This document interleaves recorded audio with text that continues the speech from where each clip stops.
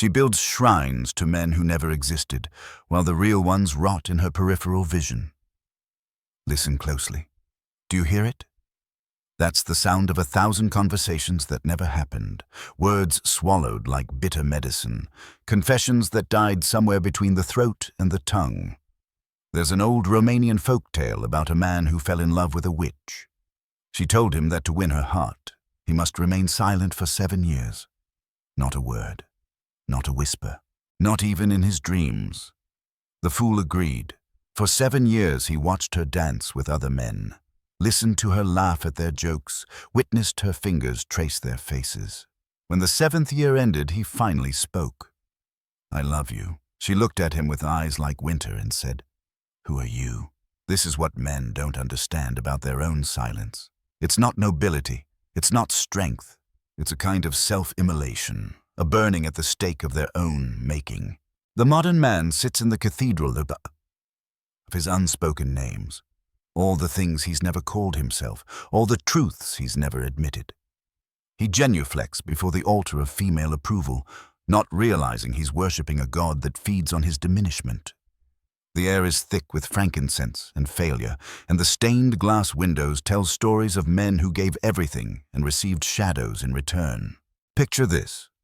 A 2024 study from the University of Melbourne found that men in relationships report feeling emotionally invisible at rates 340% higher than single men. They're not silent because they have nothing to say. They're silent because they've learned that their words are worth less than their utility. They've been trained, like circus animals, to perform rather than speak. But here's the grotesque beauty of it all. Women don't actually want silent men. They want men who choose their words like a sommelier chooses wine. Men who understand that silence and speech are both forms of power. What they get instead are mutes who've forgotten their own language. Phantoms who haunt their own relationships. I once knew a man who kept a journal of everything he wanted to say to his wife, but didn't. After his death, she found it. 300 pages of "I'm drowning," written in different ways. She wept, not because he was gone, but because she'd been living with a ghost for 20 years and never knew it. The female power that men fear isn't the power to destroy. It's the power to dismiss. To look through you as if you're made of glass, to treat your deepest revelations as dinner party anecdotes. This is why men build their cathedrals of silence. Not because they're weak, but because they've seen what happens to the ones who speak. They become punchlines, they become sensitive, they become less. You see, Kierkegaard wrote about the concept of the crowd, how individuals lose themselves in the collective. But he never wrote about this. How men lose themselves in the singular gaze of a woman who has learned to weaponize indifference. The crowd is nothing compared to the devastating precision of one person who knows exactly where you keep your dignity and how to make you surrender it willingly. The candle wax drips like tears of saints who've given up on miracles. The velvet curtains hang heavy with the weight of unsaid things. And somewhere, in a room that smells of cedar and regret, another man is learning the liturgy of silence, practicing the prayers of the unheard. Tell me something. When was the last time you said what you really meant? Not what you thought she wanted to hear. Not what would keep the peace, but the raw, bleeding truth of your experience. When did you last risk being seen as you are, instead of as you've learned to appear? The answer, I suspect, is written in the dust of abandoned confessionals, in languages only the silent understand.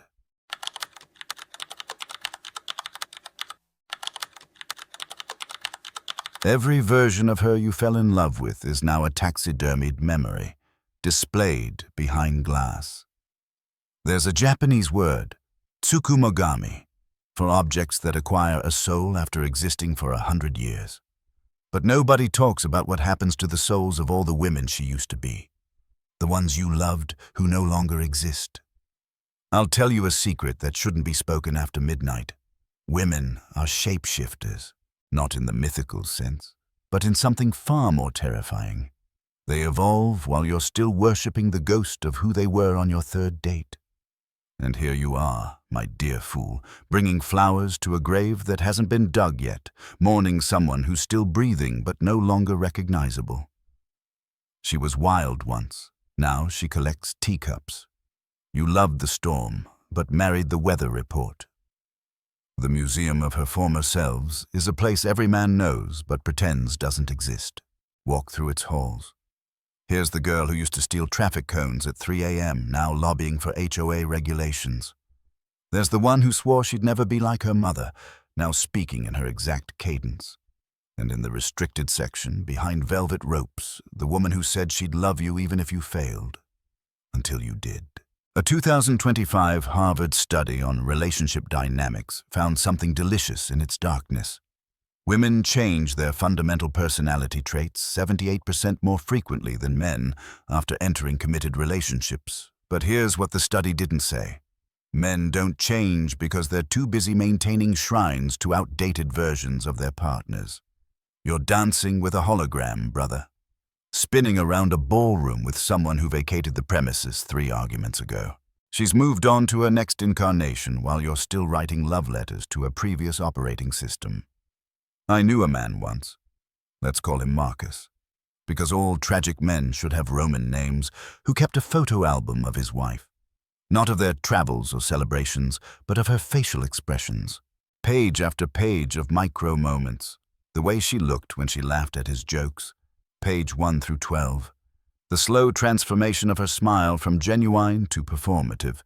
Pages 13 through 40. And finally, the last 20 pages. Empty, because she'd stopped making expressions he recognized.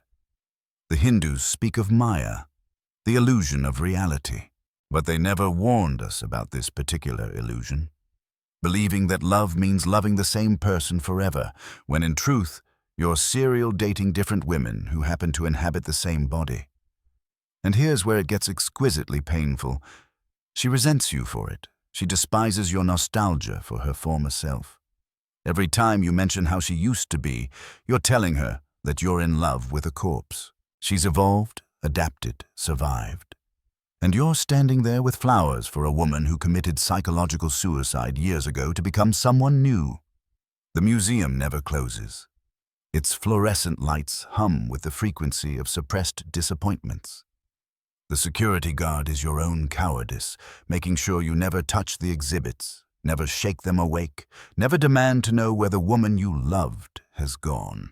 But perhaps, and this is the sliver of broken glass that might be hope, perhaps the real horror isn't that she changes. Perhaps it's that you don't. You're the same model, same year, same factory settings, wondering why she needs an upgrade. You're a vintage record player in an age of streaming, playing the same song about who she used to be. Tell me this. And be honest for once in your God-forsaken life. Are you mourning who she was? Or are you mourning the fact that who she was made you feel like who you wanted to be? Because there's a difference, and that difference is the distance between grief and narcissism. The taxidermied memories watch you with glass eyes. Somewhere, she's becoming someone new again, and you're still the museum's only visitor, paying admission to stare at exhibits of your own delusion.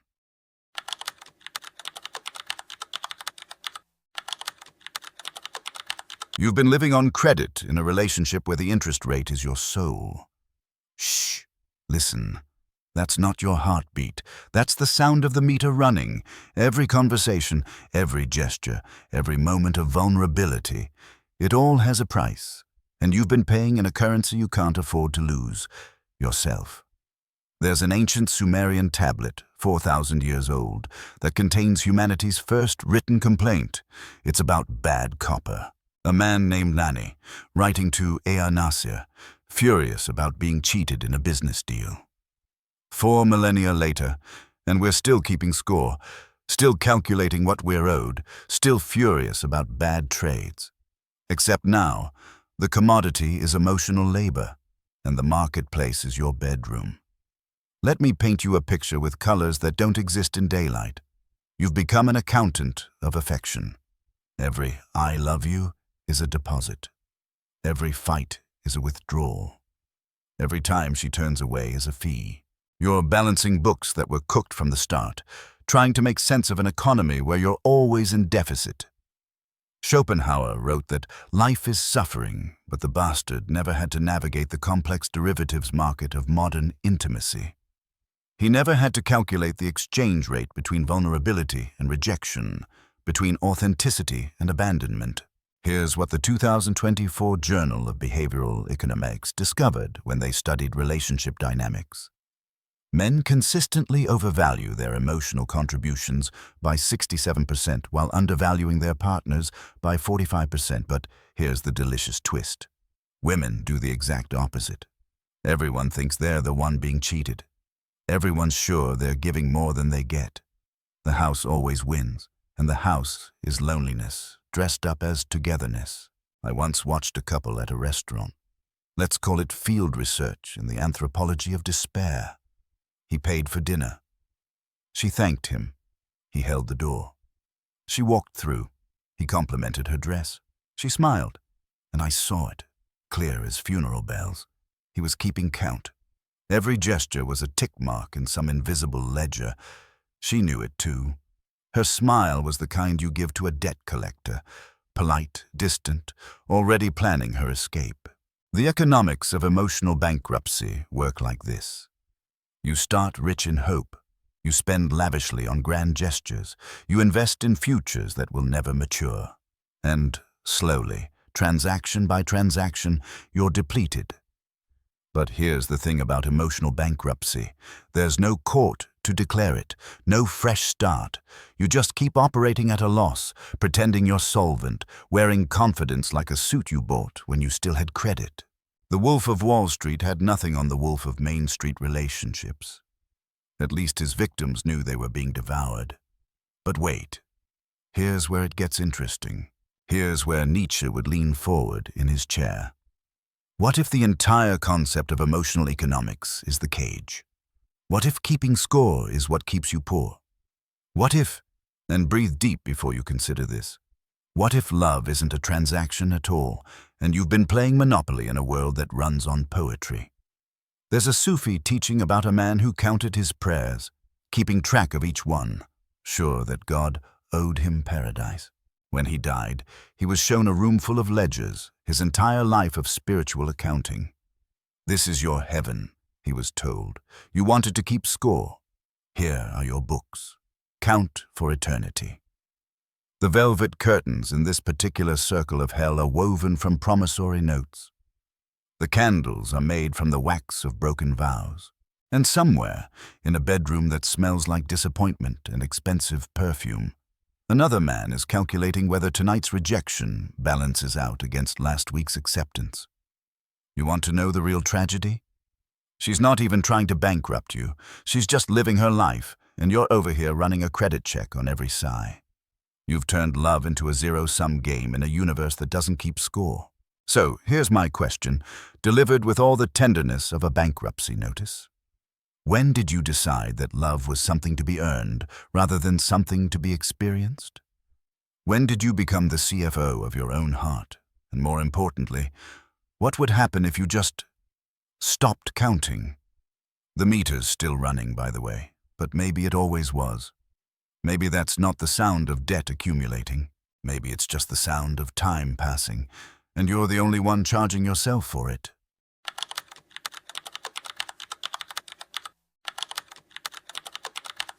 He planted seeds of devotion in soil that was already salted with someone else's name. Once upon a time, in a village where the church bells rang backwards, there lived a gardener who fell in love with winter itself. Every spring, he would plant roses in frozen ground. Every summer, he would water ice.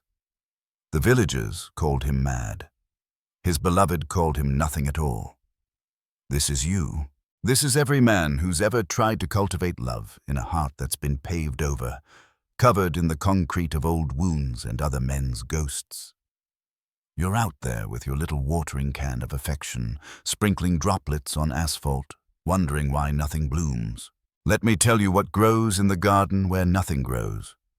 Silence thick as kudzu, resentment hardy as thorns, and the peculiar flowering vine of male delusion that somehow, this time, your love will be enough to break through bedrock. She told you about him, didn't she? Probably on the third date, after the second glass of wine. The one who destroyed her ability to trust. The one whose name she speaks like a spell that still works. And you, brave fool, you thought you could be the antidote. You thought your love was some kind of miracle fertilizer that could make dead things live again. The graveyard of her heart has the best grass in town. Everything grows well in graves, except what you're trying to plant. Here's what they discovered at Oxford's Department of Experimental Psychology in 2020.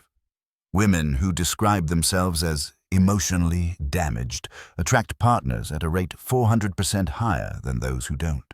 But here's the morbid punchline. The attraction isn't to them, it's to the challenge of fixing them. Men queue up to be gardeners in poisoned earth, each one sure he's got the magic touch. I'll tell you about the garden where nothing grows. It's beautiful in its barrenness. The soil is rich with the decomposition of past attempts. The failed roses of the last fool fertilize the ground for your inevitable failure. There's a strange honesty in sterility. At least death doesn't pretend to be life.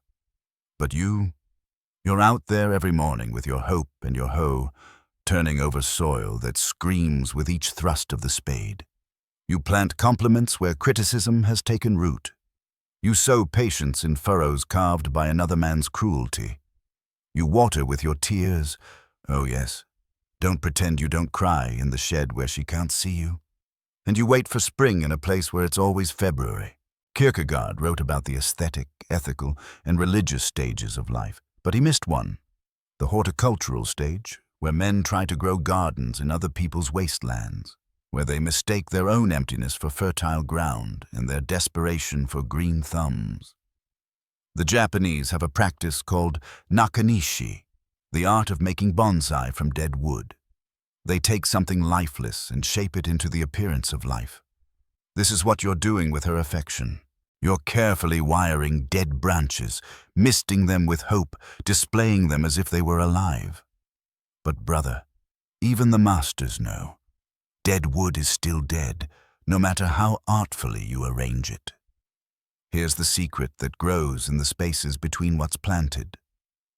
She doesn't want you to fix her garden. She wants you to admire its desolation. She wants you to witness the magnificent destruction, to applaud the thoroughness with which she's been ravaged. Your attempts at cultivation are an insult to her carefully curated wasteland. And perhaps, here's where a weed of wisdom pushes through concrete, perhaps the real garden isn't in her heart at all. Perhaps the only soil you can till is your own. Perhaps the only thing that needs to grow is your ability to walk away from barren land. There's an old Celtic myth about a man who loved a fairy. She told him that to win her love, he must never look back at her garden. For years, he tended it, never turning around. One day, he looked back and saw the truth. There had never been a garden at all. Just him, alone, gesturing at empty air while she laughed from behind glass. So here's my question, whispered like wind through dead leaves. What if you stopped trying to plant anything? What if you simply stood up, brushed the dirt from your knees, and walked away from the garden where nothing grows? What if the greatest act of love you could perform is to stop performing at all? The earth beneath your fingernails isn't soil. It's the cremated remains of your self-respect. And somewhere, in a greenhouse of her own making, she's growing the only thing that thrives in her climate. The memory of the man who didn't try to change her weather. In the end, the only vow worth taking is the one you make to yourself. There is a place where the abandoned go to become whole. Not a physical place, though if it were, it would smell of leather and smoke, of coffee at 3 a.m. and the particular silence that comes after you've stopped checking your phone. It's a place where men go when they finally understand that the opposite of loneliness isn't companionship. It's sovereignty. Welcome to the monastery of one. The brothers here don't wear robes. They wear whatever the fuck they want. They don't chant in Latin. They speak in complete sentences for the first time in years, even if only to themselves. They don't take vows of poverty. They've already been impoverished by giving away pieces of themselves like party favors. They take only one vow: to stop genuflecting at the altar of feminine validation. Let me tell you about the day I found this place. It was a Tuesday. It's always a Tuesday when your life changes. I'd just finished my 437th conversation about where this is going, knowing full well it was going nowhere, because nowhere was the only destination she'd ever allowed.